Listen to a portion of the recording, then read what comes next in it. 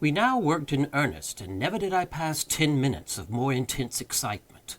During this interval we had fairly unearthed an oblong chest of wood, which, from its perfect preservation and wonderful hardness, had plainly been subjected to some mineralizing process, perhaps that of the bichloride of mercury.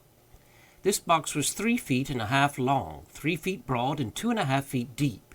It was firmly secured by bands of wrought iron, riveted and forming a kind of open trellis work over the whole. On each side of the chest, near the top, were 3 rings of iron, 6 in all, by means of which a firm hold could be obtained by 6 persons. Our utmost united endeavors served only to disturb the coffer very slightly in its bed. We at once saw the impossibility of removing so great a weight. Luckily, the sole fastenings of the lid consisted of 2 sliding bolts. These we drew back, trembling and panting with anxiety. In an instant, a treasure of incalculable value lay gleaming before us. As the rays of the lanterns fell within the pit, there flashed upwards a glow and a glare from a confused heap of gold and of jewels that absolutely dazzled our eyes.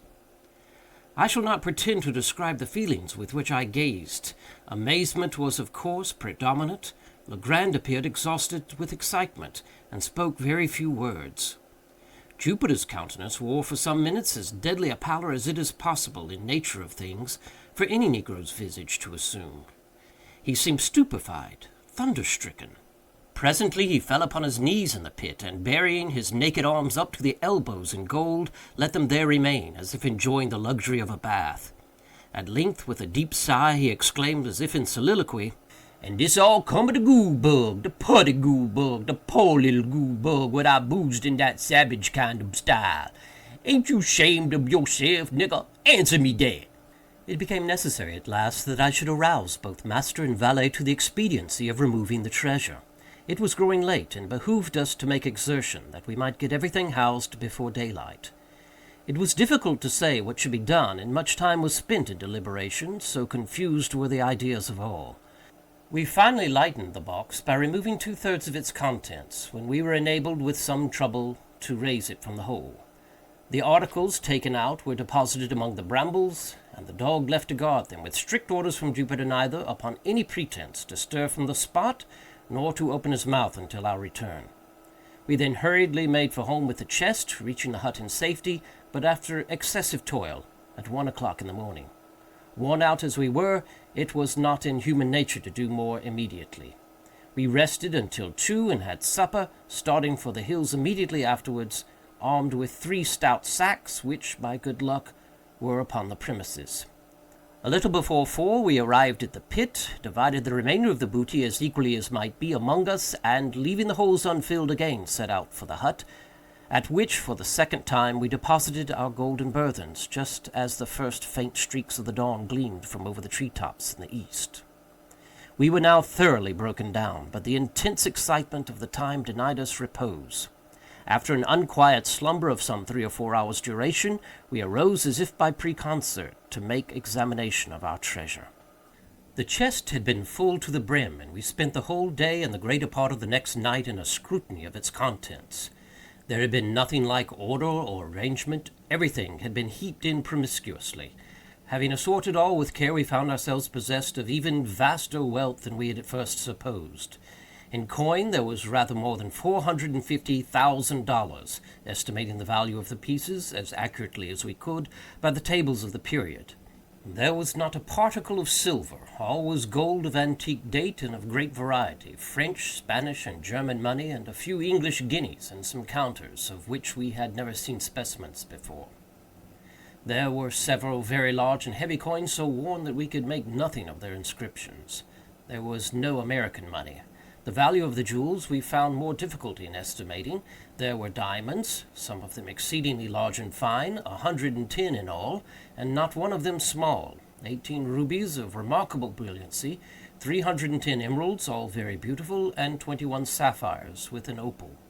These stones had all been broken from their settings and thrown loose in the chest. The settings themselves, which we picked out from among the other gold, appeared to have been beaten up with hammers, as if to prevent identification. Besides all this, there was a vast quantity of solid gold ornaments, nearly 200 massive finger and earrings, rich chains, 30 of these, if I remember, 83 very large and heavy crucifixes, 5 gold censers of great value, a prodigious golden punch bowl ornamented with richly chased vine leaves and bacchanalian figures, with 2 sword handles exquisitely embossed, and many other smaller articles which I cannot recollect. The weight of these valuables exceeded 350 pounds avoirdupois, and in this estimate I have not included 197 superb gold watches, 3 of the number being worth each $500, if one. Many of them were very old, and as timekeepers valueless, the works having suffered more or less from corrosion, but all were richly jewelled, and in cases of great worth. We estimated the entire contents of the chest that night at $1,500,000, and upon the subsequent disposal of the trinkets and jewels, a few being retained for our own use, it was found that we had greatly undervalued the treasure. When at length we had concluded our examination, and the intense excitement of the time had, in some measure, subsided, Legrand, who saw that I was dying with impatience for a solution of this most extraordinary riddle, entered into a full detail of all the circumstances connected with it. "You remember," said he, "the night when I handed you the rough sketch I had made of the scarabæus. You recollect, also, that I became quite vexed at you for insisting that my drawing resembled a death's head. When you first made this assertion, I thought you were jesting, but afterwards I called to mind the peculiar spots on the back of the insect, and admitted to myself that your remark had some little foundation in fact. Still, the sneer at my graphic powers irritated me, for I am considered a good artist, and therefore, when you handed me the scrap of parchment, I was about to crumple it up and throw it angrily into the fire." "The scrap of paper, you mean?" said I. "No, it had much of the appearance of paper, and at first I supposed it to be such, but when I came to draw upon it, I discovered it at once to be a piece of very thin parchment. It was quite dirty, you remember. Well, as I was in the very act of crumpling it up, my glance fell upon the sketch at which you had been looking, and you may imagine my astonishment when I perceived, in fact, the figure of a death's head just where it seemed to me I had made the drawing of a beetle. For a moment I was too much amazed to think with accuracy. I knew that my design was very different in detail from this, although there was a certain similarity in general outline. Presently I took a candle, and seating myself at the other end of the room, proceeded to scrutinize the parchment more closely. Upon turning it over, I saw my own sketch upon the reverse, just as I had made it.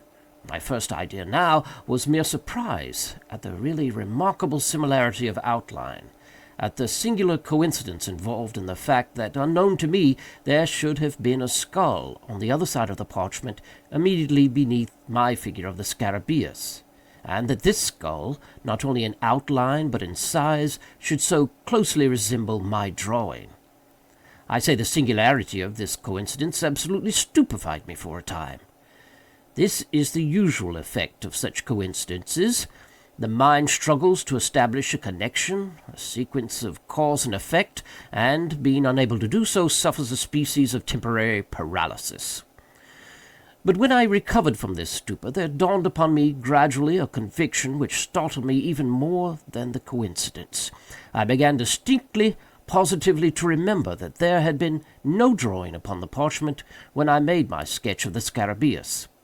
I became perfectly certain of this, for I recollected turning up first one side and then the other in search of the cleanest spot. Had the skull been then there, of course I could not have failed to notice it.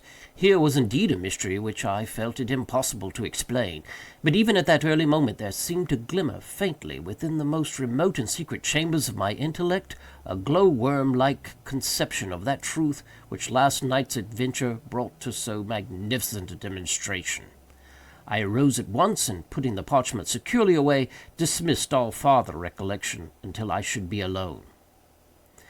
When you had gone, and when Jupiter was fast asleep, I betook myself to a more methodical investigation of the affair. In the first place, I considered the manner in which the parchment had come into my possession. The spot where we discovered the scarabæus was on the coast of the mainland, about a mile eastward of the island, and but a short distance above high water mark. Upon my taking hold of it, it gave me a sharp bite, which caused me to let it drop. Jupiter, with his accustomed caution, before seizing the insect, which had flown towards him, looked about him for a leaf, or something of that nature, by which to take hold of it. It was at this moment that his eyes and mine also fell upon the scrap of parchment, which I then supposed to be paper. It was lying half buried in the sand, a corner sticking up. Near the spot where we found it, I observed the remnants of the hull of what appeared to have been a ship's long-boat. The wreck seemed to have been there for a very great while, for the resemblance to boat timbers could scarcely be traced. Well, Jupiter picked up the parchment, wrapped the beetle in it, and gave it to me. Soon afterwards we turned to go home, and on the way met Lieutenant G. I showed him the insect, and he begged me to let him take it to the fort. Upon my consenting, he thrust it forthwith into his waistcoat pocket, without the parchment in which it had been wrapped, and which I had continued to hold in my hand during his inspection. Perhaps he dreaded my changing my mind, and thought it best to make sure of the prize at once. You know how enthusiastic he is on all subjects connected with natural history. At the same time, without being conscious of it, I must have deposited the parchment in my own pocket. You remember that when I went to the table for the purpose of making a sketch of the beetle, I found no paper where it was usually kept. I looked in the drawer, and found none there. I searched my pockets, hoping to find an old letter, when my hand fell upon the parchment. I thus detailed the precise mode in which it came into my possession, for the circumstances impressed me with peculiar force. No doubt you will think me fanciful, but I had already established a kind of connection. I had put together two links of a great chain. There was a boat lying upon a sea-coast, and not far from the boat was a parchment, not a paper, with a skull depicted upon it. You will, of course, ask, where is the connection? I reply that the skull, or death's head, is the well-known emblem of the pirate. The flag of the death's head is hoisted in all engagements. I have said that the scrap was parchment, and not paper. Parchment is durable, almost imperishable. Matters of little moment are rarely consigned to parchment, since, for the mere ordinary purposes of drawing or writing, it is not nearly so well adapted as paper. This reflection suggested some meaning, some relevancy in the death's head. I did not fail to observe also the form of the parchment. Although one of its corners had been, by some accident, destroyed, it could be seen that the original form was oblong. It was just such a slip, indeed, as might have been chosen for a memorandum, for a record of something to be long remembered and carefully preserved. "But," I interposed, "you say that the skull was not upon the parchment when you made the drawing of the beetle. How, then, do you trace any connection between the boat and the skull, since this latter, according to your own admission, must have been designed, God knows how or by whom, at some period subsequent to your sketching the scarabæus?" Ah, hereupon turns the whole mystery, although the secret, at this point, I had comparatively little difficulty in solving. My steps were sure, and could afford but a single result. I reasoned, for example, thus: when I drew the scarabæus, there was no skull apparent upon the parchment. When I had completed the drawing, I gave it to you, and observed you narrowly until you returned it. You, therefore, did not design the skull, and no one else was present to do it. Then it was not done by human agency, and nevertheless it was done. At this stage of my reflections, I endeavored to remember, and did remember with entire distinctness, every incident which occurred about the period in question. The weather was chilly, oh rare and happy accident! And a fire was blazing upon the hearth. I was heated with exercise, and sat near the table. You, however, had drawn a chair close to the chimney. Just as I placed the parchment in your hand, and as you were in the act of inspecting it, Wolf, the Newfoundland, entered, and leaped upon your shoulders. With your left hand you caressed him and kept him off, while your right, holding the parchment, was permitted to fall listlessly between your knees, and in close proximity to the fire. At one moment I thought the blaze had caught it, and was about to caution you, but before I could speak you had withdrawn it, and were engaged in its examination. When I considered all these particulars, I doubted not for a moment that heat had been the agent in bringing to light upon the parchment the skull which I saw designed upon it. You are well aware that chemical preparations exist, and have existed time out of mind, by means of which it is possible to write upon either paper or vellum, so that the characters shall become visible only when subjected to the action of fire. Zaffer, digested in agua regia, and diluted with 4 times its weight of water, is sometimes employed. A green tint results. The regulus of cobalt, dissolved in spirit of nitre, gives a red. These colors disappear at longer or shorter intervals after the material written upon cools, but again becomes apparent upon the reapplication of heat. I now scrutinized the death's head with care. Its outer edges, the edges of the drawing nearest the edge of the vellum, were far more distinct than the others. It was clear that the action of the caloric had been imperfect or unequal. I immediately kindled a fire and subjected every portion of the parchment to a glowing heat.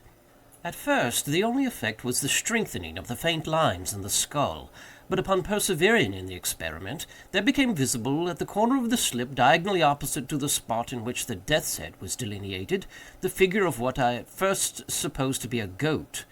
A closer scrutiny, however, satisfied me that it was intended for a kid. "Ha, ha!" said I. "To be sure, I have no right to laugh at you. $1.5 million of money is too serious a matter for mirth. But you are not about to establish a third link in your chain. You will not find any especial connection between your pirates and a goat. Pirates, you know, have nothing to do with goats. They appertain to the farming interest." "But I have just said that the figure was not that of a goat." "Well, a kid, then. Pretty much the same thing." "Pretty much, but not altogether," said Legrand. "You may have heard of one Captain Kidd. I at once looked upon the figure of the animal as a kind of punning or hieroglyphical signature. I say signature because its position upon the vellum suggested this idea.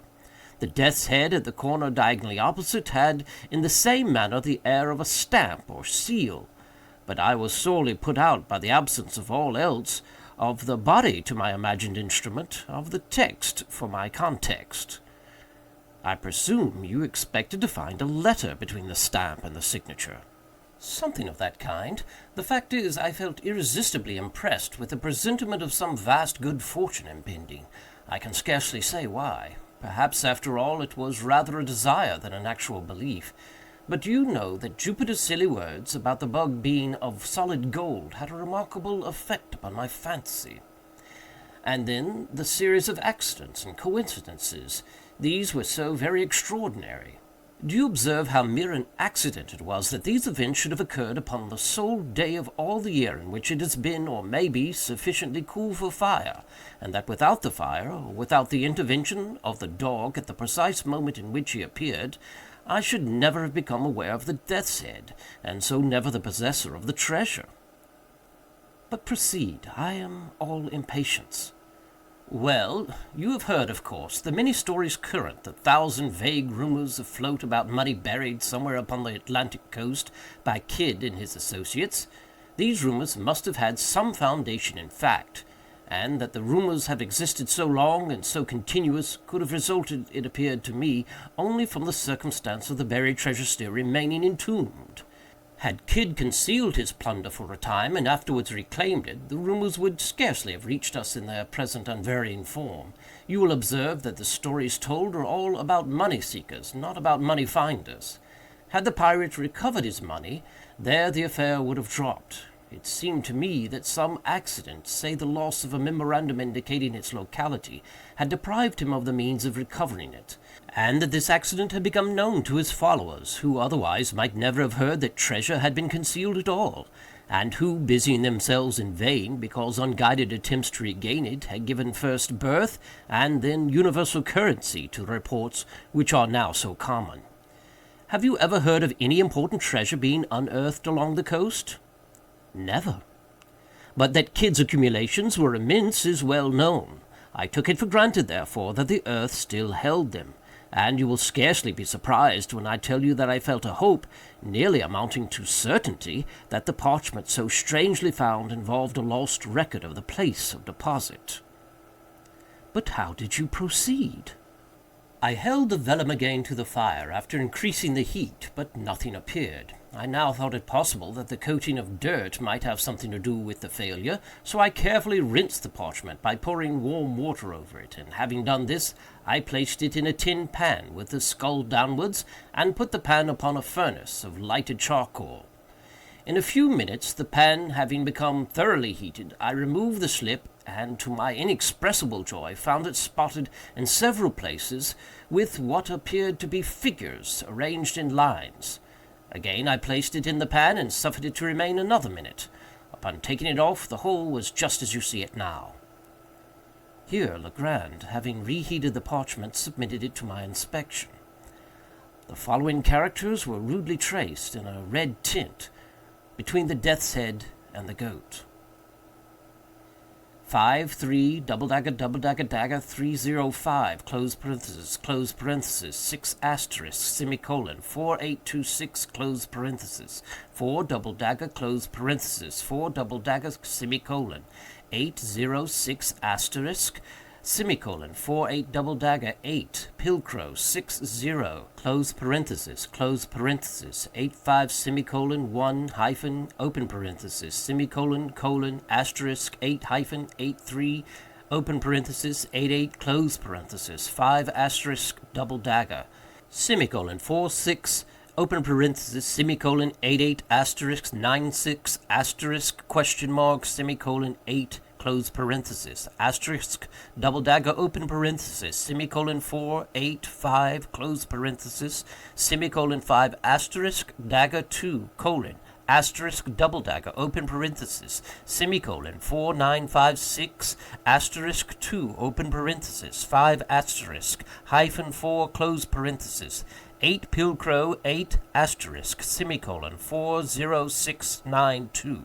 8, 5, close parenthesis, semicolon, close parenthesis, 6, dagger, 8, close parenthesis, 4, semicolon, 1, open parenthesis, double dagger, 9, semicolon, 4, 8, 0, 8, 1, semicolon, 8, colon, 8, double dagger, 1, semicolon, 4, 8, dagger, 8, 5, semicolon, 4, close parenthesis, 4, 8, 5, dagger, 5, 2, 8, 8, 0, 6, asterisk, 8, 1, open parenthesis, double dagger, 9, semicolon, 4, 8, semicolon, open parenthesis, 8, 8, semicolon, 4, open parenthesis, double dagger, question mark, 3, 4, semicolon, 4, 8, close parenthesis, 4, double dagger, semicolon, 1, 6, 1, semicolon, colon, 1, 8, 8, semicolon, double dagger, question mark, semicolon.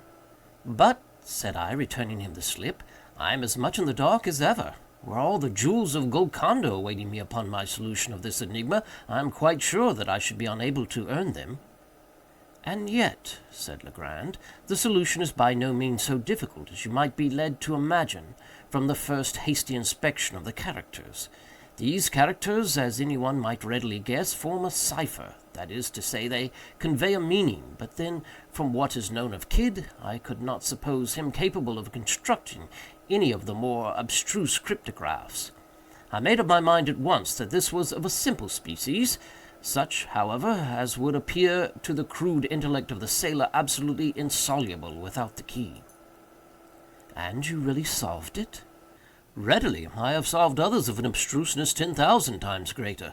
Circumstances, and a certain bias of mind, have led me to take interest in such riddles, and it may well be doubted whether human ingenuity can construct an enigma of the kind which human ingenuity may not, by proper application, resolve. In fact, having once established connected and legible characters, I scarcely gave a thought to the mere difficulty of developing their import. In the present case, indeed in all cases of secret writing, the first question regards the language of the cipher. For the principles of solution, so far especially as the more simple ciphers are concerned, depend upon and are varied by the genius of the particular idiom. In general, there is no alternative but experiment, directed by probabilities, of every tongue known to him who attempts the solution, until the true one be attained. But, with the cipher now before us, all difficulty was removed by the signature. The pun upon the word kid is appreciable in no other language than the English. But for this consideration, I should have begun my attempts with the Spanish and French, as the tongues in which a secret of this kind would most naturally have been written by a pirate of the Spanish Main. As it was, I assumed the cryptograph to be English. You observe there are no divisions between the words. Had there been divisions, the task would have been comparatively easy. In such case, I should have commenced with a collation and analysis of the shorter words, and had a word of a single letter occurred, as is most likely, A or I, for example, I should have considered the solution as assured. But there being no division, my first step was to ascertain the predominant letters, as well as the least frequent. Counting all, I constructed a table thus. Of the character 8, there are 33, semicolon, 26, 4, 19, double dagger close parenthesis, 16, asterisk, 13, 5, 12, 6, 11, dagger 1, 8, 0, 6, 9, 2, 5, colon 3, 4, question mark, 3, pilcrow, 2, hyphen, 1. Now, in English, the letter which most frequently occurs is E. Afterwards, succession runs thus: A, O, I, D, H, N, R, S, T, U, Y, C, F, G, L, M, W, B, K, P, Q, X, Z. E predominates so remarkably that an individual sentence of any length is rarely seen in which it is not the prevailing character. Here, then, we leave in the very beginning the groundwork for something more than a mere guess. The general use which may be made of the table is obvious, but in this particular cipher we shall only very partially require its aid. As our predominant character is 8, we will commence by assuming it is the E of the natural alphabet. To verify the supposition, let us observe if the 8 is seen often in couples, for E is doubled with great frequency in English, in such words, for example, as meet, fleet, speed, seen, been, agree, etc. In the present instance, we see it doubled no less than 5 times, although the cryptograph is brief. Let us assume 8, then, as E. Now, of all words in the language, the is the most usual. Let us see, therefore, whether there are not repetitions of any 3 characters in the same order of collocation, the last of them being 8. If we discover repetitions of such letters so arranged, they will most probably represent the word the. Upon inspection, we find no less than 7 such arrangements, the characters being semicolon, 4, 8. We may therefore assume that semicolon represents T, 4 represents H, and 8 represents E, the last being now well confirmed. Thus, a great step has been taken. But having established a single word, we are enabled to establish a vastly important point, that is to say, several commencements and terminations of other words. Let us refer, for example, to the last instance but one in which the combination semicolon 4, 8 occurs, not far from the end of the cipher. We know that the semicolon immediately ensuing is the commencement of a word, and of the 6 characters succeeding this, the, we are cognizant of no less than 5. Let us set these characters down thus by the letters we know them to represent, leaving a space for the unknown. T space EETH. Here we are enabled at once to discard the th as forming no portion of the word commencing with the first T, since by experiment of the entire alphabet for a letter adapted to the vacancy, we perceive that no word can be formed of which this th can be a part. We are thus narrowed into T space EE, and going through the alphabet, if necessary, as before, we arrive at the word tree as the sole possible reading. We thus gain another letter R, represented by open parentheses, with the words the tree in juxtaposition.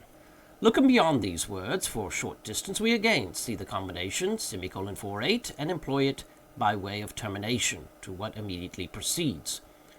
We have thus the arrangement, the tree, semicolon 4, open parentheses, double dagger question mark, 3, 4, the. Or, substituting the natural letters where known, it reads thus: the tree, THR, double dagger question mark, 3H, the. Now, if in place of the unknown characters we leave blank spaces or substitute dots, we read thus: the tree, THR, dot, dot, dot, H, the. When the word through makes itself evident at once. But this discovery gives us 3 new letters, O, U, and G, represented by double dagger, question mark, and 3. Looking now narrowly through the cipher for combinations of known characters, we find not far from the beginning this arrangement, 8-3, open parenthesis, 8-8, or EGREE, which plainly is the conclusion of the word degree, and gives us another letter D represented by dagger. 4 letters beyond the word degree, we perceive the combination semicolon 46, open parenthesis, semicolon 88. Translating the known characters and representing the unknown by dots, as before, we read thus: TH space RTEE dot, an arrangement immediately suggestive of the word 13, and again furnishing us with 2 new characters, I and N, represented by 6 and asterisk. Referring now to the beginning of the cryptograph, we find the combination 5-3 double dagger dagger. Translating as before, we obtain good, which assures us that the first letter is A and that the first 2 words are a good. It is now time that we arrange our key as far as discovered in a tabular form to avoid confusion. It will stand thus: 5 represents A, dagger D, 8 E, 3 G, 4 H, 6 I, asterisk N, double dagger O, open parenthesis R, semicolon T. We have, therefore, no less than 10 of the most important letters represented, and it will be unnecessary to proceed with the details of the solution. I have said enough to convince you that ciphers of this nature are readily soluble, and to give you some insight into the rationale of their development. But be assured that the specimen before us appertains to the very simplest species of cryptograph. It now only remains to give you the full translation of the characters upon the parchment as unriddled. Here it is: a good glass in the bishop's hostel in the devil's seat, 41 degrees and 13 minutes northeast and by north. Main branch, 7th limb, east side shoot from the left eye of the death's head, a bee line from the tree through the shot, 50 feet out. But, said I, the enigma seems still in as bad a condition as ever. How is it possible to extort a meaning from all this jargon about devil's seats, death's heads, and bishops' hotels? I confess, replied Legrand, that the matter still wears a serious aspect when regarded with a casual glance. My first endeavor was to divide the sentence into the natural division intended by the cryptographist. You mean to punctuate it? Something of that kind. But how was it possible to effect this? I reflected that it had been a point with the writer to run his words together without division, so as to increase the difficulty of solution. Now, a not over-acute man, in pursuing such an object, would be nearly certain to overdo the matter. When in the course of his composition he arrived at a break in his subject which would naturally require a pause or a point, he would be exceedingly apt to run his characters at this place more than usually close together. If you will observe the manuscript in the present instance, you will easily detect 5 such cases of unusual crowding. Acting upon this hint, I made the division thus: a good glass in the bishop's hostel in the devil's seat, 41 degrees and 13 minutes, northeast and by north, main branch, 7th limb, east side, shoot from the left eye of the death's head, a bee line from the tree through the shot, 50 feet out. Even this division, said I, leaves me still in the dark. It left me also in the dark, replied Legrand, for a few days, during which I made diligent inquiry in the neighborhood of Sullivan's Island for any building which went by the name of the Bishop's Hotel, for of course I dropped the obsolete word hostel.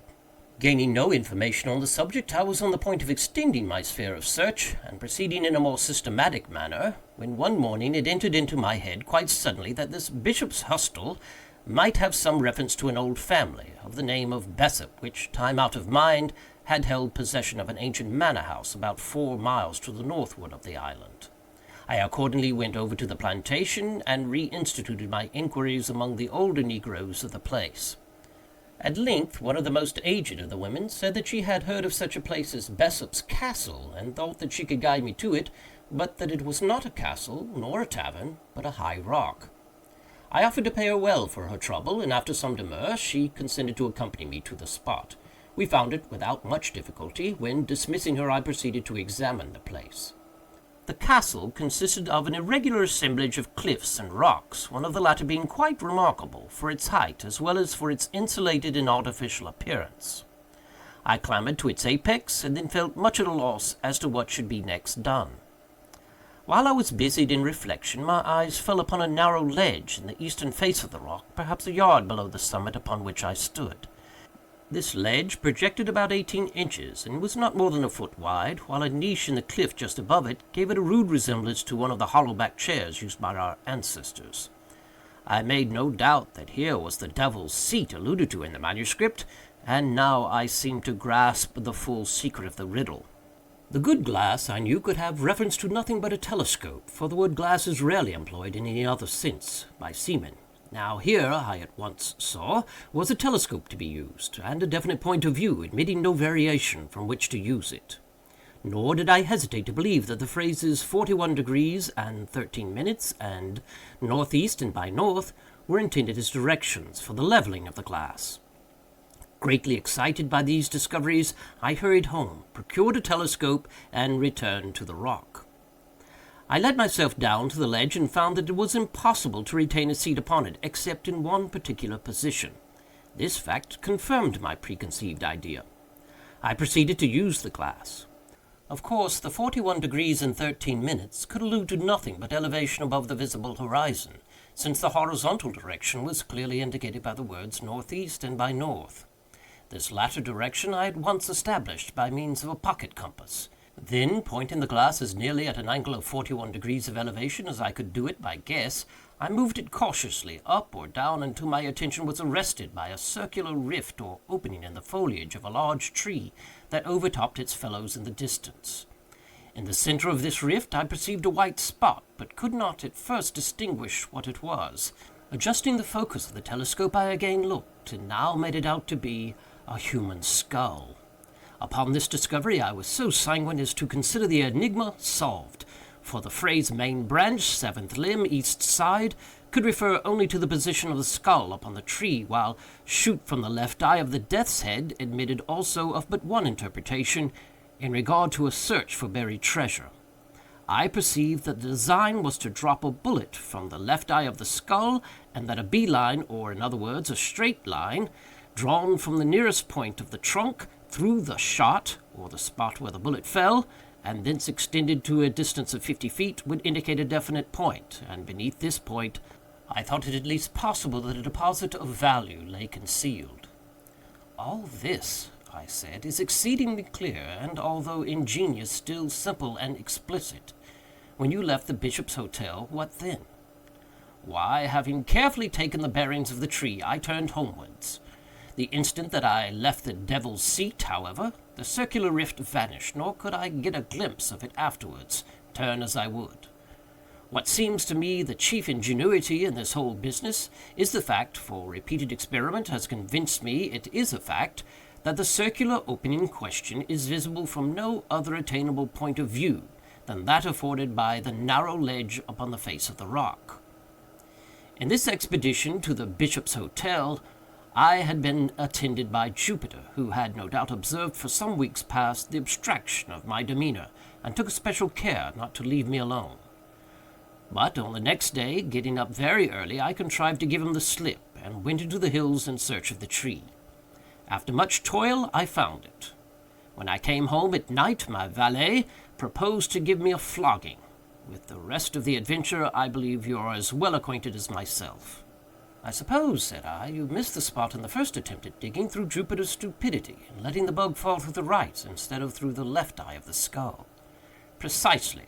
This mistake made a difference of about 2.5 inches in the shot, that is to say, in the position of the peg nearest the tree, and had the treasure been beneath the shot, the error would have been of little moment. But the shot, together with the nearest point of the tree, were merely 2 points for the establishment of a line of direction. Of course, the error, however trivial in the beginning, increased as we proceeded with the line, and by the time we had gone 50 feet, threw us quite off the scent. But for my deep-seated impressions that treasure was here somewhere actually buried, we might have had all our labor in vain. But your grandiloquence and your conduct in swinging the beetle, how excessively odd! I was sure you were mad. And why did you insist upon letting fall the bug instead of a bullet from the skull? Why, to be frank, I felt somewhat annoyed by your evident suspicions touching my sanity, and so resolved to punish you quietly, in my own way, by a little bit of sober mystification. For this reason I swung the beetle, and for this reason I let it fall from the tree. An observation of yours about its great weight suggested the latter idea. Yes, I perceive, and now there is only one point which puzzles me. What are we to make of the skeletons found in the hole? That is a question I am no more able to answer than yourself. There seems, however, only one plausible way of accounting for them, and yet it is dreadful to believe in such atrocity as my suggestion would imply. It is clear that Kidd, if Kidd indeed secreted this treasure, which I doubt not, it is clear that he must have had assistance in the labor. But this labor concluded, he may have thought it expedient to remove all participants in his secret. Perhaps a couple of blows with a mattock were sufficient, while his coadjutors were busy in the pit. Perhaps it required a dozen. Who shall tell?